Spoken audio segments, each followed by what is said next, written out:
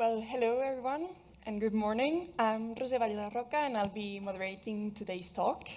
First of all, I would like to thank you all for coming here today and talk about a little bit of AI, ethics, and music, and see what we obtain from this discussion. And I would also like to thank Primavera Pro, Guzzu, and especially Alvaro for inviting us here today and have this space in this conference. So before we begin, I think it's a little bit important that you also get to know us and have context on our background. So I'll still continue stealing this spotlight and present myself first, and then I will give the space to Oleg and Kit so they can introduce themselves. So as I said, I'm Rosé, I'm an engineer, and at the moment I'm doing a PhD on algorithmic transparency or on music generative AI in the music technology group here at Universitat Pompeu Fabra. And just for those who may not be familiar with the term, algorithmic transparency acts as an umbrella term to understand and describe algorithms' behavior, but also to justify and get a glance on their decisions and also to evaluate their outputs. In the context of music generation, this is quite important to assess one of the principal consequences, ethical consequences that these algorithms may have. For example, like if what the model has generated is something we can consider new and original, or also if there's potential data misappropriation, which are one of the key points that we are seeing at the moment. So that would be all on my side. So maybe, Oleg, you want to start presenting yourself, please? Yeah, thank you. Hi, everyone. My name is Oleg. I am the CEO and one of the co-founders at Endel. And Endel, if you're not aware, is a sound wellness company. So what we did is we built this technology that creates soundscapes in real time, on the spot, personalized to you, that are designed to help you focus, relax, and sleep. So, there's an app that you can download, and this app, like if you want a subscription, come talk to me. I'm happy to give you a promo code. Yeah, it just, it creates soundscapes on the fly, personalized to you. But I think the reason I was invited here is because that very same technology, which is essentially a generative AI technology, built for a very specific purpose, and that technology is now being used to turn any music out there into a kind of functional wellness soundscape, also designed for sleep, concentration, and relaxation. And in that sense, we have worked with artists like Grimes, James Blake, Black, Sia, and a bunch of others. We have reimagined their music as wellness soundscapes. And we have announced deals last year with Universal Music, Warner Music, Believe, and some other companies. So yeah, I guess I'm here to talk about how we are using generative AI in an ethical way to help artists, actually. Perfect. Thank you so much for your presentation. Now, Kit, if you want to introduce yourself. Cool. Hi, I'm Kit. I'm from New York. I am here today to sort of speak on two sides of things. So first and foremost, I'm an artist. I've been working with emergent tech for basically my whole life. I was born loving computers. I went to the University of California, Los Angeles, and I studied emergent tech there alongside some amazing contemporary artists, and I've got to work with a lot of them and build a network around that. I've been interested in the intersection of visual arts and music for basically my entire life, working on live shows for lots of different festivals, lots of different music videos, and it sort of naturally brought me into AI about 8 years ago. Really the earliest days, the sort of puppy slug early days of AI visualization were super interesting to me. And then over the last sort of, I'd say about 36 months, I really started moving into AI in a more serious way. First through a couple experimental performance projects, specifically one where I spent about a year in a dance music project called Two Shell. We used a lot of emergent AI tech, both on the audio side and on the visual side. And then more recently, and probably what I can speak to best, is I joined an AI startup called Kyber, and I am the head of their studio. Studio is a special kind of new type of project for a startup. At Kyber, Studio is basically a collective of creative artists, machine learning engineers, and production artists, and we work with musicians to sort of bring their ideas to life, both visually, but also in terms of like performances. So we've also worked with Grimes. It's a cute overlap here. And then, but obviously on a separate project. Most recently, we worked on her Coachella live set, which was quite an interesting experience, as well as artists like Linkin Park, Kid Cudi, and then we have a bunch of, we're a brand new project, so I can't exactly get into what else we have coming up, but definitely some very cool audio stuff. I definitely will be able to speak both to the generative visual side of things, but a bit also to the audio as well, and I'm super excited to be here. Well, thank you very much, you both, for your introductions. As you're all aware, we're here to talk about and discuss a little bit on the principal ethical dilemmas that may appear derived from applying AI in the music world. And the truth is that algorithms have been used in the music domain for years, even decades now. However, at the moment, we're seeing a lot of attention to music generation because everybody's talking about it, but there are many other applications, such as a recommender system in the streaming platform that you may use that will recommend you new music, for example. But we also have other options such as source separation or music classification algorithms, or even audio fingerprint models, that this would be the technology, for example, behind Shazam that allows us to recognize music. So that was just like to point out a little bit some of the examples of the things that we're seeing that AI is actually more extended in the music domain beyond music generation. That feels like what everybody's talking about at the moment. But despite having all these things and all these applications, it feels like just recently all the ethical discussion is popping up, and it feels a little bit weird that this just happened now. But at the same time, I think it's gaining a lot of attention, especially because of the consequences that it's probably having to artists and also the community. And I think that we have this space here today is also pointing out the relevance of the topic at the moment. So I'm also glad that it's gaining a little bit of territory, because I think that this discussion is super relevant, and actually now is the moment to have this space. So I would like to start this discussion posing like a double-sided question. So on the first side, why do you think that the ethical consequences of using AI in music are gaining such attention recently? So why is it happening now, or it didn't happen 10 years ago, for example? And then, for you, what are the top 3 dilemmas of using AI in music? I say 3 just to set a limitation in the scope of the answer, because if not, we could be here talking about like days even. So maybe, Kit, you want to start? Sure, totally. I would say that like this moment, why you're feeling sort of momentum picking up around this moment is in part because of the way the technology is developing, but also the adoption of it. It seems like we're in a moment of accelerated development. And it sort of feels like a hyper cycle of emergent tech, where you can see the development picks up faster, and we move towards it becoming more of a dialogue because people are interacting with it more in their everyday life. Like you pointed out, right? Algorithms have been a backbone of a lot of technology for a while now, but you can see these sort of real life use cases around these ethics emerging in real time. Like take what happened, what it feels like 5 minutes ago, maybe it was last week with OpenAI and Scarlett Johansson's voice. I mean, that feels like a very real ethical dilemma, a complicated one, playing out in real time on the world stage. I have my notes here, I promise I'm not texting. Let me, I wrote down. Okay, so in terms of those three sort of, how did you frame it? You said like the 3 most important. What would you say, yes, or for you, what are the main, like, if you have to pick 3, which ones? Sure. Well, I'm going to speak like definitely from the perspective of. But if you want to talk about more, you're please feel free.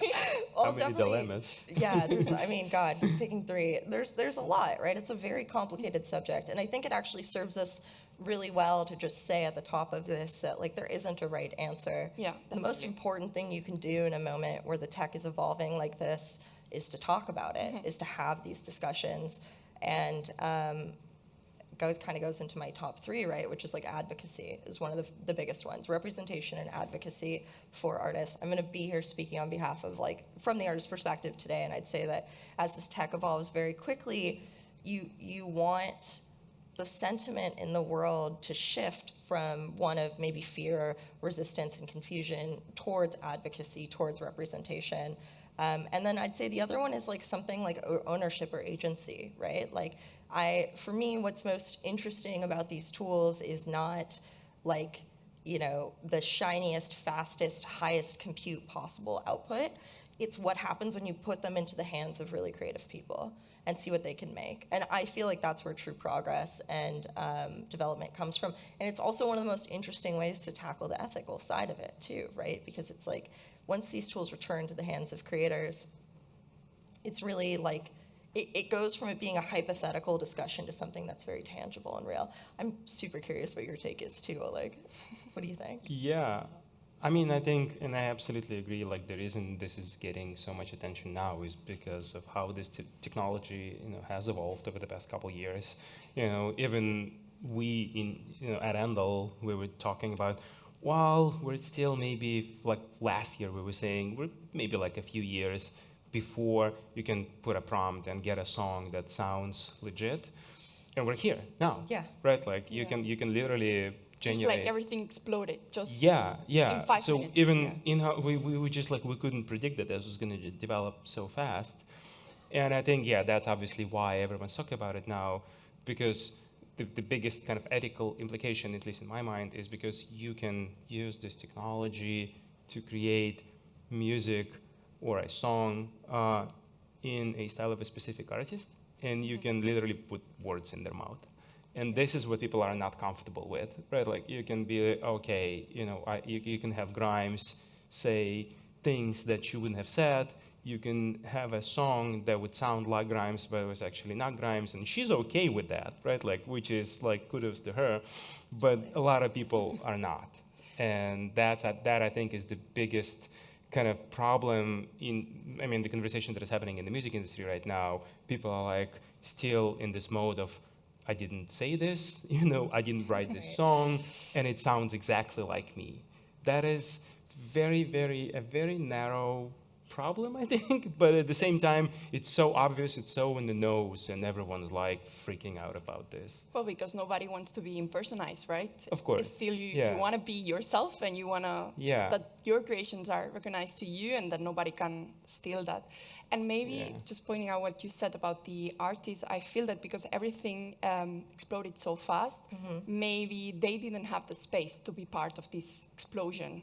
So they are also seeing that their creations are being not stealed, but used in a context that they were either not imagining or that they couldn't predict that this would happen. So I guess it's also quite Absolutely. I think there's this sort of moment where you feel this collateral response, this shift in sentiment, this hesitation around this tech right now, because historically, and like with a lot of emergent tech, like this innovation, and I'll definitely speak obviously from the perspective of like the American take on it, is driven by capitalism, right? The people who have the access to the highest degree of compute, to the ability to produce these kinds of models, like the very high-end ones, are funded by capitalist endeavors, right? And so artists who, at least in American context, historically, like don't see a lot of financial support, don't see a lot of accessibility to these tools,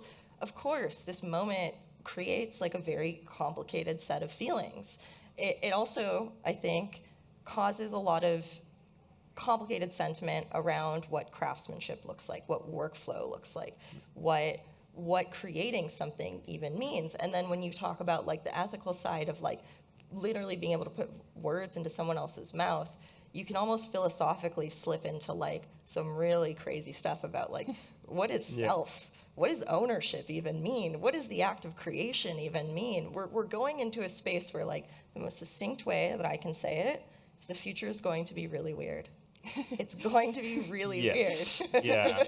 And we're going to have to reckon with some of these realities like now. Like you said, right? Like text to song, 15 months ago felt like, oh yeah, like 3 years, 5 years, Yeah. and it's here. And it's here. Yeah. It's here. So But then, in a creative point of view, what is it giving us? I mean, I see that text to music can be interesting to play around, but as an artist, maybe there are other generative, like talking about specifically for generative AI now for music, there are other tools or other degrees of participation maybe of AI that might be more relevant or more interesting from a creative side that may hence or may also help the artist be challenged in a way that otherwise it couldn't happen. I think that's the interesting point, but depends on the application. But well, thank you for those amazing points. I think we stated some of the relevant things. But now I would like to put this topic a little bit more on earth, and maybe we can benefit from your own experiences. So I would like to ask, in your daily work, what do you think are the ethical implications your work derives? So it's actually maybe like dealing with, or is actually contributing to solving, like if your approaches are also taking them into account? I mean, this is very, very real, and this is what's happening in our office every day, because we are simultaneously contributing to the problem and at the same time trying to solve the problem. It is this schizophrenic situation that we have, because on one hand, we're working with a lot of music artists to use our technology to turn their music into this wellness soundscape that are designed for sleep, relaxation, concentration, and we are putting them out there on streaming platforms. And that is done in a very, very legal and ethical way, right? Like we have deals with Universal and Warner, and they are sending us the stamps officially, and we are delivering this music back to them.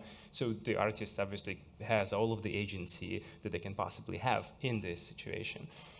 But at the same time, we're literally not flooding, but we are, contributing to this new kind of catalog of AI-generated music on these platforms. And parallel to this, we are also releasing music ourselves on the DSPs without any artists. Just, if you go into Spotify today and you type in Endel, you will see that we have a profile as an artist on the DSPs. Okay. And we have been challenged by this. They're like, but you are also positioning yourself as an artist on the DSPs. And I'm like, well, yeah. And yes, we are.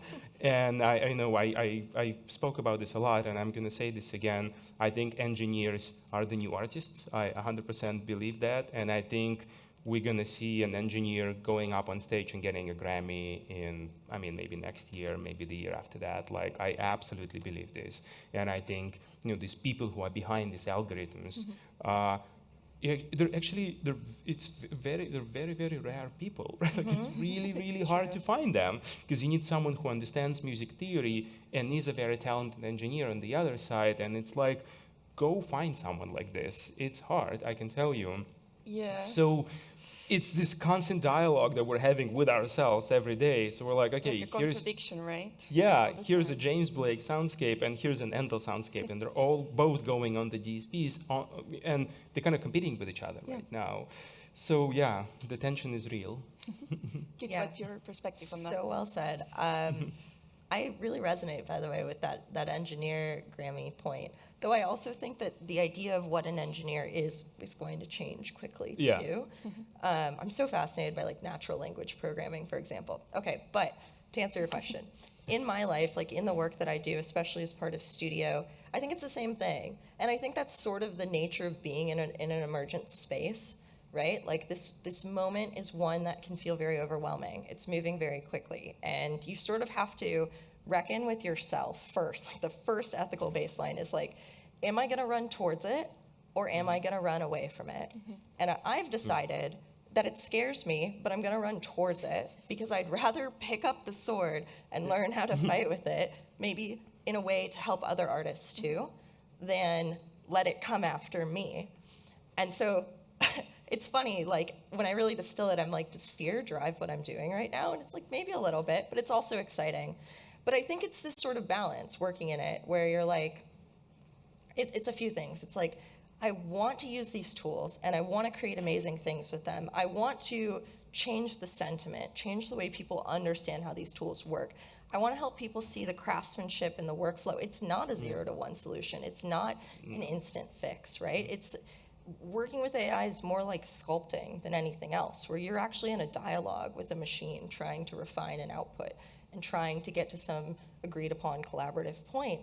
But when we make these tools at Kyber, or we produce something at Studio, what's really interesting is like Kyber has a front-facing product, right? It has a tool that you can upload a song or an image to, and we can build very quickly like a visualization for your music. That was one of the initial use cases that Kyber existed for. But Studio has a set of tools that we're developing that we don't actually readily like release to people often. And it's because of this sort of middle ground of we want to be very careful in terms of who gets these tools first. We want to put them in the hands of artists first. And the word that I use for it, and it's maybe controversial, is like slop. You'll see it a lot with the visual side of things. It's like, I want to put these tools in the right hands. I don't want to create slop. I don't want to flood the internet with meaningless, empty content. And I bet Endel deals with this constantly too, where you're like, what is the substance? Where's the depth? Yeah. And that's like one of 1,000 ethical calculations happening in our heads every single day. It's like one of the more interesting ones, but I think this is completely linked to also the fluidness of the topic now.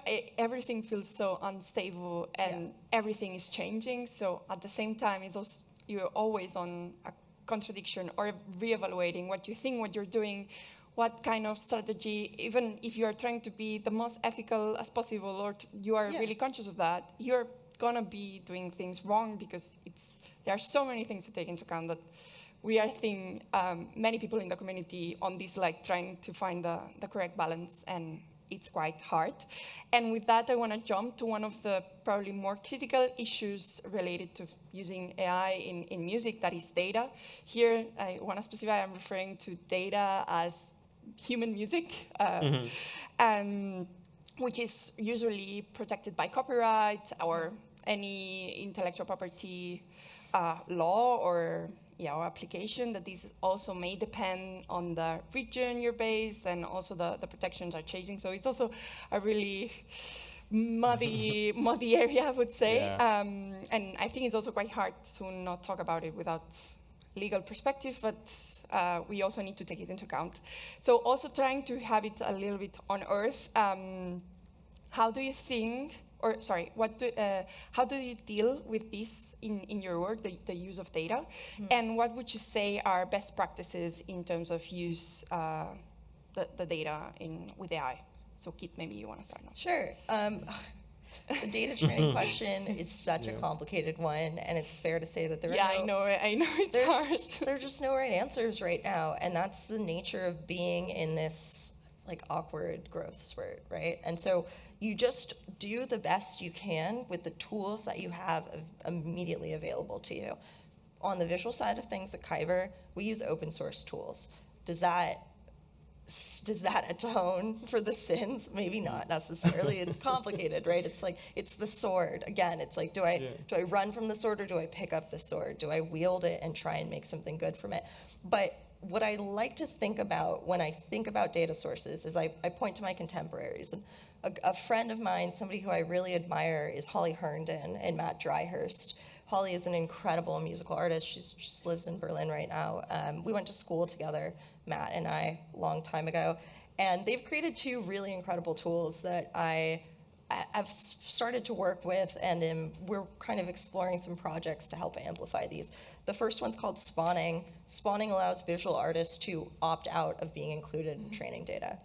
It's not perfect, it's not law, but it sets an important precedent. And in this moment, especially for American policy, basically the way it works is there is no policy until somebody is sued in America. And then the policy follows the lawsuit. And so the hope with Spawning is it might not necessarily be a guarantee. There isn't anything that obligates anybody to opt out of being included in training data, but it hopefully can help set a precedent. It hopefully can be something that is respected. And then the second tool that they just released is called Source Plus. It's very fascinating. Again, it's on the visual side, but it basically allows, it's one of the first collections of fully ethically trained data set, or ethical data sets, meaning that they are all either Creative Commons or in public domain, and therefore you can build training sets that are at least have like the permission associated with it. But it's something that is really complicated. There aren't a lot of tools artists have right now to quote unquote protect themselves. And that's why I very much advocate for, like, in this moment, one of the best things you can do is you can pick up the tools yourselves and you can learn them. And at least in learning them, you'll understand how they work and you'll be a little bit better armed to like move forward. But yeah, I don't know. Yeah, like being conscious of the use and also the knowledge is implications. power. Yeah. Oleg, what do you think of that? I think we're going to see a lot of lawsuits soon. Yeah, oh, definitely. Well, Yeah, they're already yeah. happening in the image domain, at least for generative. I'm talking about music. Yeah, Yeah. you know, like everyone's been kind of gearing up for that, and I think the music industry had, you know, the advantage of, you know, they saw what happened in the visual space, and they were preparing for that, and now they're like, you know, they were just basically waiting for all these companies to raise a lot of capital. So, you know, and now that that capital has been raised, they're going to get sued. It's time. Yeah, so that's So what's get going to ready. happen. And I think it's going to be very interesting because like we're going to see a bunch of lawsuits, and I think everyone's a little bit afraid to actually, you know, sue them, because what if the court takes a position of like fair use? Yep. Well, because that could happen. But And that would also depend on the region, because, for example, fair use could apply in the US, but probably in Yeah. other countries wouldn't. Yeah, oh, I mean, that's a whole, It's like, really I mean, yeah, like complicated. international law, like, I'm talking about the US specifically Yeah. because, you know, like, this is where I mean, technically I'm based in Berlin, like, but most of our work is happening in the US. So this is what I'm looking at, and yeah, I think what if it's fair use? Yeah. Right, like, because again, and I don't have a strong, I mean, I don't have a set opinion on this, but like I think it's one thing to have a data set that clearly has been trained on a bunch of music that is out there, not just stock music. It's very, very clear. And on the other hand, but the output of that algorithm is just music. But if it, and I think that's fine, but as long as it's music in the style of or with the voice of a very specific artist. This So is it depends a little bit on the application. the 'Cause use. Maybe Yeah. for a genre classification, music genre classification algorithm, you would need a huge representation of music to be able for it Yeah. to work well. But at the same time, maybe what it's doing is not having a bad effect on the artist, and then you would be okay with it. So I Exactly. guess it So, depends like, also on this equilibrium. Imagine like you playing around with these tools and creating a song and putting it out there on the DSPs, and it becomes a hit, right? Like, and you know that you've used a model that actually was trained on a bunch of on a data set that was not properly licensed. And what is properly licensed for, like, Exactly. yeah, like, What does any of it mean? so like it's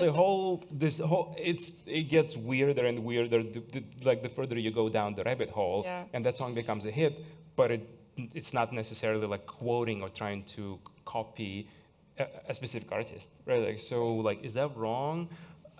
And then like going back to what we do in our daily life, like we do have our own model that was trained on the stems that we have created in-house, because we have like 5 music artists on our team that have created the data set.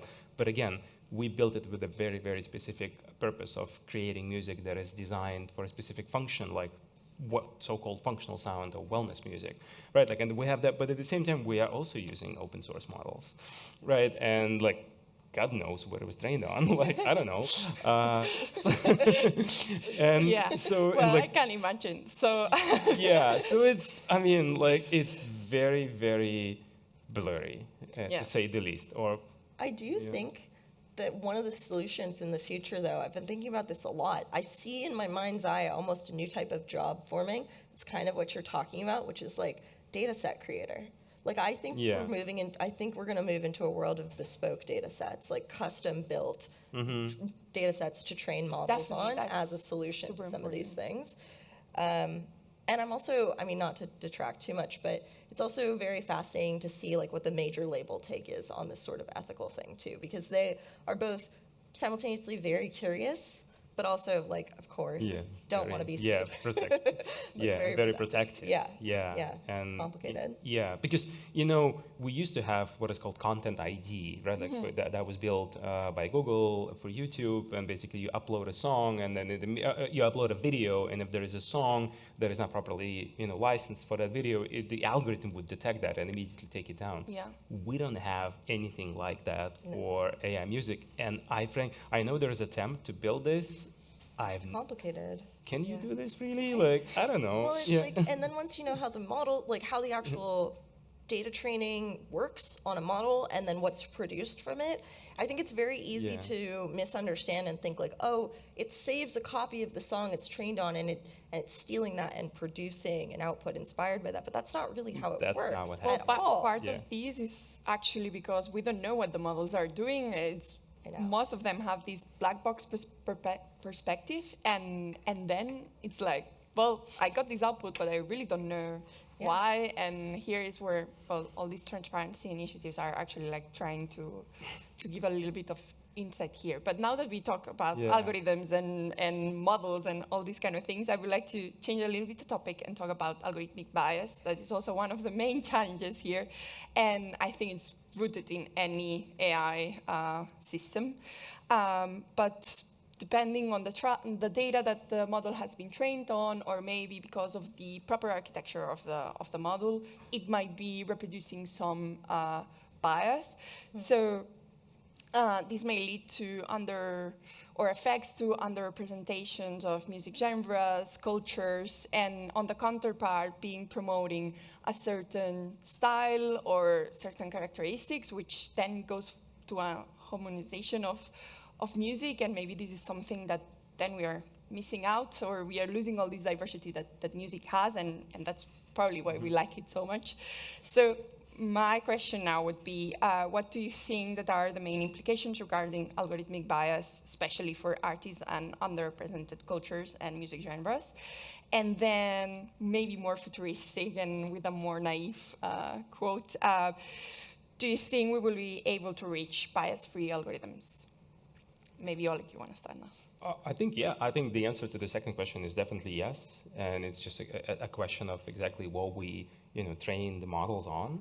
And it's actually super interesting, right? Like, if you think about this, you have all of this music from all of these cultures that sounds very, very different, and you put it on, and you train this new model on like all kinds of music, from Eastern music to Western music, and I mean they sound, and like the output is something absolutely new. So I think the answer to that is we just need to make sure that these so-called foundational models are trained on music of all kinds of cultures. And like, why would you not want that? I really don't understand. Really, who wouldn't want this? I mean, I may be naive, but I'm just so excited about that part, because I think, well, actually, this is in our very, very polarized society that we're living in today, that may be one of the few examples where you get to combine all of these cultures and get something new, like this culture agnostic, I want to say, output. I just think this is very exciting. And to me, this part is actually the most exciting part of this, because we were just talking about, just an example from our daily life, like we were talking about a version of Endel for the Indian market. Right, and we're talking to a company that owns a huge catalog of Indian music, mostly spiritual music, like mantras. And we were like, us being like a tech company, we were like, this is amazing. We're just gonna take all of this music, we're gonna train this model, and we're gonna build Endel for Indian music, for like the Indian market, and like we're gonna go live in 3 months. And then we talk to this company, and they go like, well, you know what, India, like you think of India as this big market. It's actually a ton of different regions, each with its own really huge dialect. diversity of music. And you're like, which region specifically are you talking about? Like, I was so humbled and ashamed. Actually, I was like, oh my God, like, what am I, like, but I've learned so much, and they gave me like a whole lecture on the structure, even though they own this massive catalog and they are excited about the business opportunity of it, they're like, we actually need to be very specific about which region that we're talking about. Yeah, and probably because, especially like small regions or non-so digitalized areas will not have their music also digital. So then you're also missing out not having the data or not having all this huge representation. I think we also need to strive a little bit on the that struggle area. is real, what can I say? Kit, do you have any insight on that? Yeah, I mean, it's again, there's no easy answers here. I would say that one of my other metaphors for AI is that it's a mirror, right? Like the outputs that you see, the results that you see, what AI is doing is effectively collecting humanity and reflecting it back to you. So when you ask, can a model be unbiased?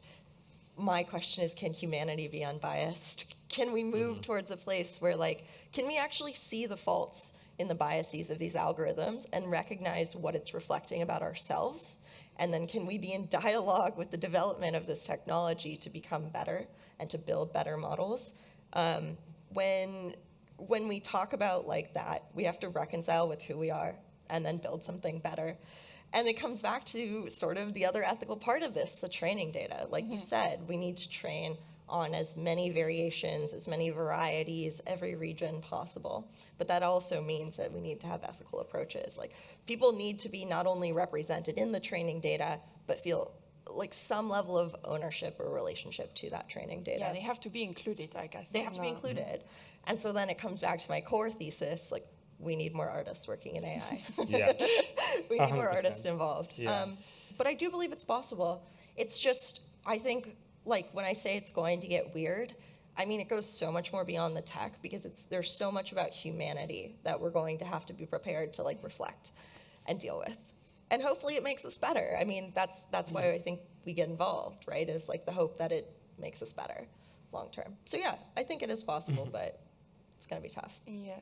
Well, thank you very much for all your answers. I think many interesting points have been raised in this discussion. But I think we will also agree that this still is a really blurry and uncertain topic, and for sure we are not solving anything here today. However, I hope that everyone in the audience is getting some little message or some takeaway from what we've been discussing. But especially before we have some small Q&A session, if someone wants to ask any question, I would like just to, if you could tell me like a takeaway message of everything that we discussed, like what do you people want to remember from what we've been discussing, just like really shortly. Sure. Oh, it's hard to distinct. Couple things. Today is the worst that the tech will ever be, right? Like going forward, it's only going to get faster. It's only going to have more capabilities. And it evolves and it's continuing to evolve in magnitudes that are faster than what we can predict. And I would say, like if I had one piece of advice, no matter where you're coming from, artist, like someone in the industry, don't be afraid of it, right? You might not necessarily want to incorporate it into your practices. You might not necessarily want to incorporate it in your life. I'm not telling you you have to. I'm just saying, like, crack the door open, look at it, try to at least, like, you'll have the best perspective on this if you experiment with it, if you play with it, if you read about it. It's not going away. So it's better to try and learn than not. And then if you do feel so compelled, advocate, right? Advocate for the artist, advocate for the representation. The tools only get better if we build them together. I guess that's my shortest take on that. I think it's a really, really nice end message. Oleg, what on your side? Yeah, I want to kind of continue building on that. Like, I absolutely agree that it makes no sense whatsoever to oppose this. Like, it's just like an old man yelling at a cloud, you know what I mean? Like, it's just, it makes no sense. Like, don't do that. Don't waste your breath. I would say what I think is we're going to see fundamental shifts in how this whole space is working. Like, I mean, how music industry actually operates. I firmly believe that we're going to see fundamental shifts in everything, like who in kind of distribution of power, I think, you know, who owns the power. And I think that power is going to move away from where it is today. Let's put it that way. And I also think we're going to see new platforms emerge. So I don't know what those platforms are going to be, but I think the platforms for music consumption today have not been built for the world that we're living in today. Just architecturally, UI-wise, like all things-wise, they just have not been built for the world where anyone can create music. And I think that's what that means is the new platforms will emerge. Where exactly? I don't know. So keep your eyes peeled. I think the world is going to change. The music industry is going to change very, very fast.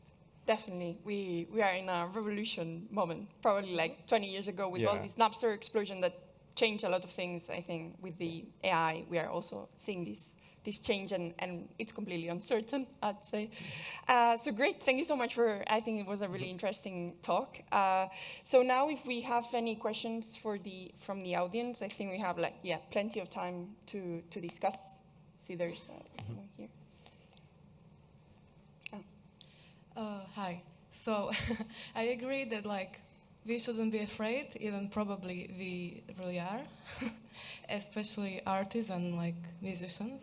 But and I agree that we have to pick up the sport before it's gets us. But what is maybe your view on that the pure humanity and the talent and the music, any technology and AI can't be if you it can't replace the talent and the hard work, it's never going to be you go and you listen to live orchestra and all those musicians who are practicing for years and years to be good, and stuff like that. So I'm just thinking how we kind of deal with this, or Oh man, yeah, great question. It's something that keeps me awake at night. It's a mix of things, right? I think the answer to your question involves, for me, part of the way I reconcile that is I envision that there are entirely new mental models for processing and understanding this kind of content. It's there is still craftsmanship in it. There is still some type of heart in it. I think the kind of music or outputs you're talking about will still have all those things, but it's almost hard to articulate how that's going, what that's going to become or how that's going to change. It feels like it's going to become almost, I want to say a new type of music, a new type of output. But I don't exactly know, honestly. I think that's the part where you pick up the sword and you move into the unknown. It's scary, for sure. Yeah, I'd love your take. Yeah, can I give you 2 examples of how I think, I think all of those things that you're talking about are not going away. The role of the artist is definitely changing. Yeah. And I want to give you 2 examples. One is yesterday, there was a performance of William Basinski's famous disintegration loop at Primavera. I was there. I was blown away. If you don't know, it's an iconic ambient piece where he basically recorded on tape a loop of a piece of music that slowly disintegrates over time. And the original recording is 24 hours long, I think, or 12 hours long. And yesterday, there was a live performance of that by an orchestra. So literally, an orchestra was... They basically wrote a piece of music based on that, and they performed it live, and they had to simulate all of the imperfections of this tape recording live in their performance. I was completely blown away by that, I think, and I think it's a very good... And William Basinski, the artist, famous ambient music icon, was there, but he was not on stage. He was just sitting there and watching this orchestra perform live his piece of music that was initially just a tape recording. So you see what I'm getting at? He's an artist, 100%. He's behind that piece, and there's still this craft is still there, but the relationship between the artist and the performance is different. And then another example is what we did with this artist whose name is Black, 6LACK. He's an amazing artist. He's what's called progressive R&B, and he did an album called Since I Have a Lover. And we've reimagined that album and it's an R&B album. It's nominated for Grammys this past year. And we've reimagined it as a sleep soundscape. And he performed, we did a listening session in LA, in Pasadena, last year. And he was there. The artist was present. He went on stage and he was like, peace everyone, I'm Black. You're gonna listen to the soundscape now. I'm very impressed by that. And then he went off stage, and 500 people, I think, they were like, it was a sold out event, just listened to this ambient piece for an hour being performed. It was, our algorithm was just playing, and there was some visuals. And then people clapped and left. So artist was there, we listened to an AI reimagining of his album. You know, the craft is still there. Yeah. That's what I'm saying. I guess it's also about the challenge and, Yeah. and having the opportunity to imagine things that haven't existed yet. So of course, it is a really big deal or there's this fear of artists disappearing maybe, or some of the ways we enjoy music at the moment, we fear that might disappear, but maybe it's what Kit has been repeating throughout the talk today. Like if we advocate for that not to disappear, we have also the space to claim for that. So I guess that's why it's so important to have these discussions and also develop with this conscious. Also, I would look at previous tech revolutions, right? Like one of my favorite things to think about is microcomputing. The 80s, 90s, early 2000s, the invention of the home computer. When artists started in the 70s, people like Andy Warhol started using a computer to make art. They had protests like they had people show up at their houses and attack them, and death threats, and they said, you know, how dare you make art with a war machine? They called them horrible names. And now we exist in a world where like computer art is very much valid art, of course, but the paintbrush never went away. The oil paints never went away. They maybe took some new forms on, but I think the orchestra is here to stay. I just think you have to prepare yourself for some changes in terms of how it all shows up, you know? Yeah. Do we have another question, maybe?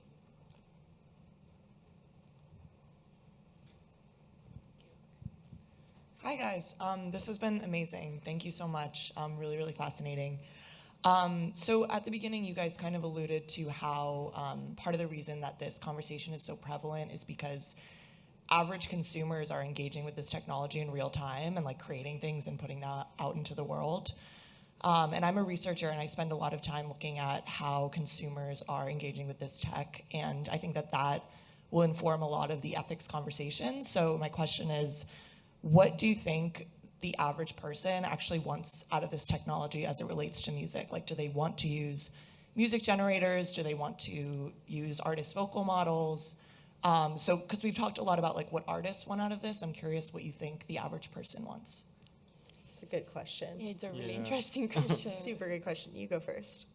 Okay, yeah, I think, I mean, it's hard for me to talk about like an average consumer, because I would say there's the so-called prosumers, so people who want to create music but don't have the education, and now they have the tools that can make them feel like they're creating, and actually they are creating, but in a different way, right? Like, so I think, again, not talking about an average consumer, but there's a market for prosumers, people who have previously been unable to create music because the tools have been too complex, and now this democratization of creation is definitely happening. So that's one aspect of it.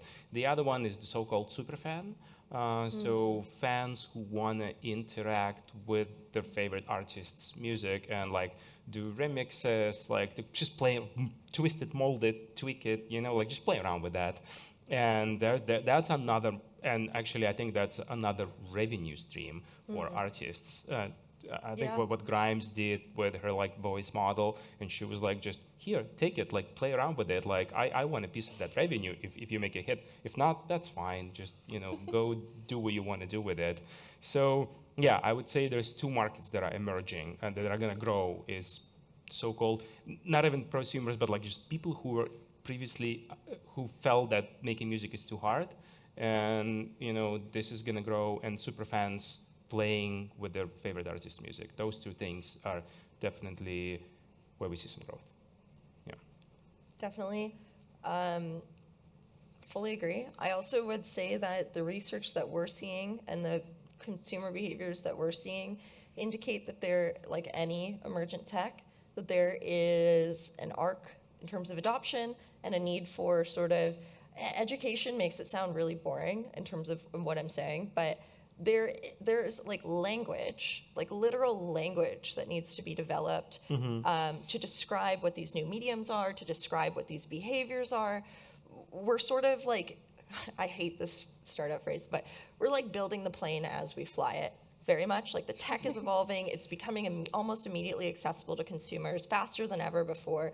A paper comes out and suddenly you can play with it on Gradio or Hugging Face. But the things that are missing is the language, the behaviors, the philosophies, like all of these other constructing pieces. So as those form, and you'll see, you can look at any other emergent tech, right? Like you can look at like the adoption of computers. When computers were first like came into people's homes in the 80s, the conversation was, gosh, that's really interesting, but no document will ever be official unless it's printed on a piece of paper. So I don't really know what we would use computers in business for. And of course now, obviously, like you would have a document on your computer and it would be legit. So it's all to say that like the world we move into now, it's a little bit hard to define what those consumer behaviors are exactly going to be. But as the language forms around them, as the culture forms around them, it'll become more clear. I think the super fans make a ton of sense. I also think that there's sort of an artist in a lot of people that is going like this thing that they can see in their heads, but they've never been able to translate to their hands, that will suddenly become much more real for a lot of people. And that's going to be addicting and exciting. And it's going to bring a lot of new art into the world, good and bad. Yeah, like for example, now you can create music out of truck noise, for example. And this is something, well, you could do by recordings or something, but I guess the tools are being deployed there. And I guess in terms of also pointing out the consumer part, it's gonna depend on the type of AI application that we are using. Because I think this is something I really want to strive in terms of what is AI. AI can have many shapes and many applications, and depending on what we are talking about, we will see some tendencies or some others. So it's the super fan thing, for example, for generation makes a lot of sense, or for people that don't have musical background to be able to compose. This is super cool. Like you're giving tools to people and everybody can be creative. That sounds exciting. But then at the same time, you're already using an algorithm in your streaming platform, right? To use new or to discover new song, which is also already there, and the type of consumer might be different. So I guess we are seeing a bunch of different perspectives here too. So I guess it's only adding to the chaos of all this topic. Sorry. I don't know if there's any other question. I would say we have time for a really quick one. They stole your, sorry. Hi guys. Actually, building from the last question, I think that, well, we've talked about the issues on AI and how it's actually changing the landscape. Do you think that adoption, is it actually going to, because on the legal side, there's also like been limits to AI and how it's actually evolving, whereas on the tech side, actually advancements are going really quick. Do you think that that sort of like engagement, is it going to come from more like a tech sort of like perspective? Is it going to be a legal thing? Is it maybe going to have to do with culture or education? Or how is it going to be in the future? Sorry, could you repeat the question again? Do you think that maybe like the adoption of AI, is it going to come from more like a tech perspective? Is it going to be more educational? Or how the adoption of AI is looking into the future? Great, amazing question. Like a very interesting one I think about all the time. I'd advocate from my perspective, probably culture will lead adoption in a lot of ways. I'm really interested in memetics, not like just funny pictures, but memetics as a human behavior, the idea of something inherently, whether it's a word, an image, a piece of clothing, a behavior, whatever, becoming viral and propagating. It's very inherent to human behaviors, right? Like we are inherently memetic people. That's how culture is formed. I imagine that like there's a bunch of really good examples. Literal memes actually are carrying a lot of this adoption right now. There's this app called Viggle that you might have seen. Like Lil Yachty did this like funny dance on stage, and now you can like go on Viggle, put a photo of anybody, and like have them do that dance. It's also eating TikTok right now. There's like a bunch of funny stuff like that. It's not always going to be like jokes and things like that, but I think there'll basically be these patterns of consumer behavior driven by cultural interest. The tech can be there, the laws can be there, the support can be there. As long as the tech is accessible and easy, somebody's going to see an idea, want to make it. Someone else is going to also be like, hey, that inspired me, or I want to chase that feeling. And then it sort of naturally rolls on. Yeah, I couldn't agree more. I think culture drives everything. yeah, at the end of the day, right? Like everything else is just in support of culture. And that's why artists are so important in this moment. You look at other emergent tech, you look at Web3, right? Like what happened there? Where was the culture? Where did it go? Without really compelling culture, without the right people using the tools, it either ultimately falls in the hands of corporations or it doesn't happen. So, culture. Yeah. Well, Yay. thank you so much for all the all the discussion and this talk. I hope everybody found it interesting, and just not to extend on time, I think this will be the end of our talk. So again, thank you very much, everybody, for joining us today. Thank you. Although it's just a simple chemical reaction.